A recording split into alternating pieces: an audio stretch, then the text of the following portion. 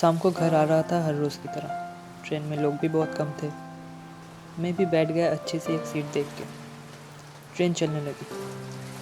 मैं पॉकेट से मोबाइल निकाल ही रहा था, इतने में ध्यान गया एक लड़की की तरफ। बहुत जानी पहचानी सी लगी, पर याद नहीं आ रही थी। पर उसकी आंखों से याद आया, ये तो वही है।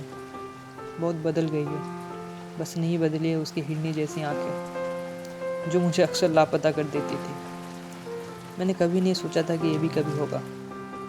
मैंने उसे पहले भी कई बार देखा है, लाल रंग की साड़ी में अनार की फूल की तरह। आज पहनी है पीले रंग की एक रेशमी सलवार, माथे में लाल बिंदी और गालों में गिरी हुई है लटे पुराने अंदाज से।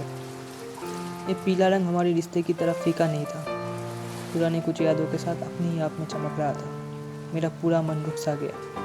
मैंने मेरी बहुत ही करीबी किसी को बहुत करीब से, अजीब अनजान अंदाजों में देखा।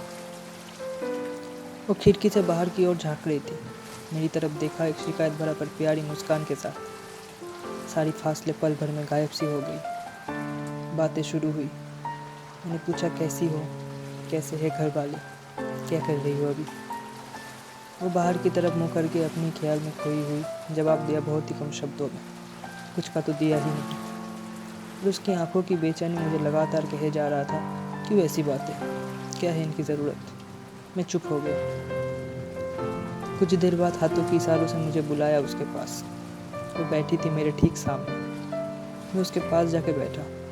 ट्रेन की हॉर्न के साथ बहुत ही धीरे से वो मुझसे कही, बुरा मत मानना, वक्त नहीं है मेरे पास। मुझे उतरना है अगले स्टेशन पे, तुम्हें जाना है बहुत दूर, फिर कभी नहीं मिलेंगे हम। तो उस सवाल का जवाब जो इतने लंबे समय तक रुका हुआ है, मैं तुम्हारी मुँह से सुनना चाहती हूँ। बताओगे मुझे? मैंने कहा, क्यों नहीं।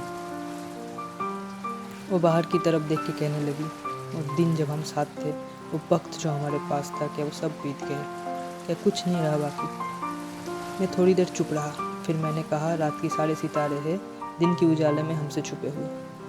पता नहीं सच बोला या झूठ, पता नहीं क्या कहना चाहिए था, पर एहसास हुआ मैंने फिर से उसका दिल दुखा दिया। वो चुप सी हो गई एकदम से, जैसे बादल छा जाते हैं चांद पे, जैसे पंछी छुप जाती है बरसात में, जैसे फूल मुरझा जाते हैं रात में, वैसे ही उसकी आंखों से कुछ छलकता नजर आया।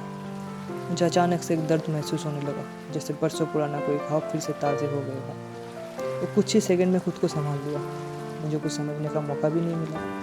इतनी देर में अगला स्टेशन आ गया। वो उतरने लगी। जाते जाते कह गई, आज चलती हूँ, खुश रहना, मिलेंगे फिर कभी। वो उतर गई। ट्रेन चलने लगी। मैं भी आगे बढ़ता गया, उसको बहुत बहुत पीछे छोड़ के।